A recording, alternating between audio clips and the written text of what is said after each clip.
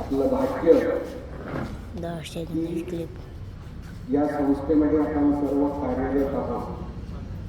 आजच्या या शुभ दिनाचं त्यांनी आजच्या या दिनाचं औचित्य साधून आजच्या या दिनाचं महत्त्व विशेष करा. आदरणीय विचारांच्या उपस्थित शालेय समितीचे अध्यक्ष आदरणीय कुलकर्णी, संस्थेचे नियामक मंडळ सदस्य तथा संस्थेचे संस्थेचे अध्यक्ष, शाळेचे प्राचार्य आदरणीय वैद्य सर, श्री अनिकर सर, आमचे मार्गदर्शक Shri Kulkarni sir, Vishwaram Shinde sir, Wamkar sir, Balkar sir, सुख समृद्धी आणि निरोगी जावा असा आपला सर्व मंगलकामना व्यक्त करतो. पुढील काळासाठी आपल्या सर्वांना खूप खूप शुभेच्छा. तुमचं माझा हा सर्वांचं भाग्य आहे. चांगली गोष्ट अशा सरस्वती गुरुशिक्षण संस्थेचे एक शिल्पकार म्हणून विद्यार्थी शिक्षक म्हणून काम होता. मला असं वाटतं विचाराचा ही या संस्थेचे विद्यार्थी आहे आणि मला सांगताना अभिमान वाटतो. या संस्थेने या देशाला अनेक इंजिनियर, वकील, डॉक्टर, शिक्षक, प्राध्यापक, कॅप्टन, मिलिटरीमॅन, पोलीस, शिक्षक, अनेक मोठमोठे उद्योजक या संस्थेत केले आहे. एवढंच नाही, राजकारणाचा विचार तर आमच्याच शाळेचे विद्यार्थी महाराष्ट्राचे पहिले मुख्यमंत्री पदाचा मान झालेला सुनीताताई पवार असतील, मागच्या मंत्रिमंडळात कॅबिनेट नेमले असतील, असे अनेक विद्यार्थी या संस्थेत झालेले आहेत. इतके विद्यार्थी IAS आहेत. सध्याला नागपूर येथे असलेल्या साठवणारा उमेदवार त्या सुद्धा आपल्या संस्थेच्या अध्यक्ष आहेत. आणि हे सर्व पाहता हिंदू परंपरेनुसार ज्या दिवशी गुरु मानले जातात त्याच दिवशी उर्दू शाळेचा कालखंड लागतो. ज्यावेळेस उर्दू शिक्षणाचा वेगवेगळ्या शिक्षणाचा खूप महत्व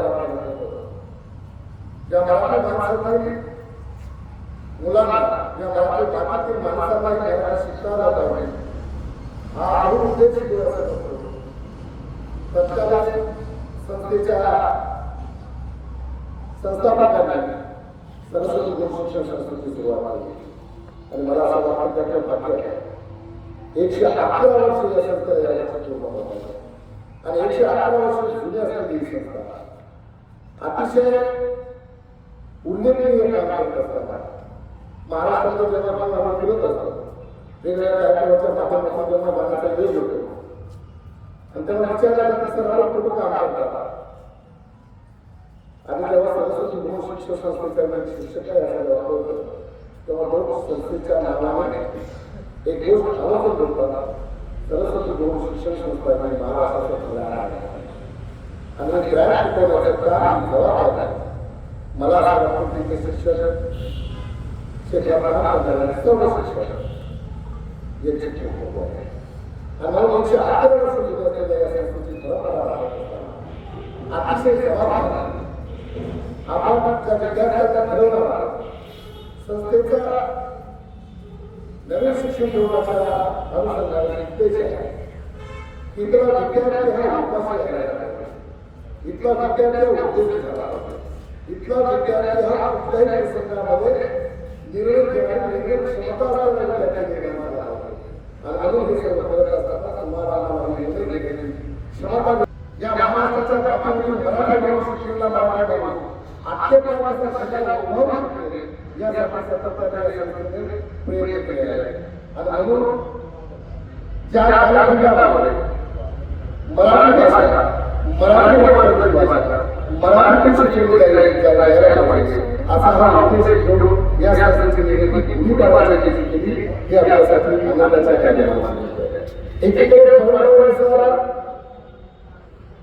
आपण उभे राहतो नवीन वर्षाची सुरुवात करतो तो दुसरीकडे संस्थेने विचाराचा एक शिक्षणाच्या परिवर्तनाची मराठी माणसाला शिकवून आपला सर्वांगीण विकास करून घेऊ या महाराष्ट्राला या देशाला काही दिलं पाहिजे या विचारावर शिक्षणाचा जिम्मेदारी आहे आणि मला आपल्याला त्या संस्थेचा काम करतो त्या संस्थेचे नियम हे विद्यार्थी बहुतांश विद्यार्थी या संस्थेचे अध्यक्ष जेवढे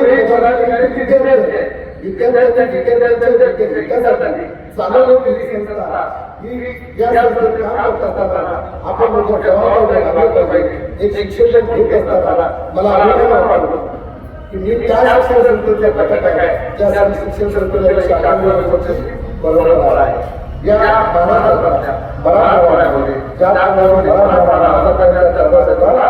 या संस्थेच्या पदाधिकारी एक संघाला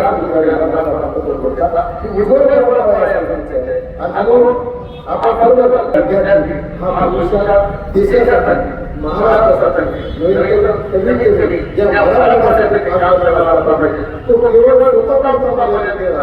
स्वतःच्या कुटुंबाचा एका या महाराष्ट्राच्या कामासाठी या देशाच्या कामासाठी काहीतरी करेल आणि या गोष्टीला विद्यार्थ्यांच्या विकासासाठी सातत्याचा प्रयोग करूया या संस्थेसाठी ज्या महामानवांनी ज्या मंडळांनी आपल्या संस्थेच्या अशा सर्वराष्ट्रीय मंडळाच्या सर्व पदाधिकाऱ्यांना अभिवादन करतो आपल्या मंडळाच्या वतीने त्यांच्या अपेक्षा आपण सर्व शिक्षक पूर्ण करू अशी ग्वाही देतो आणि ते जय भारत.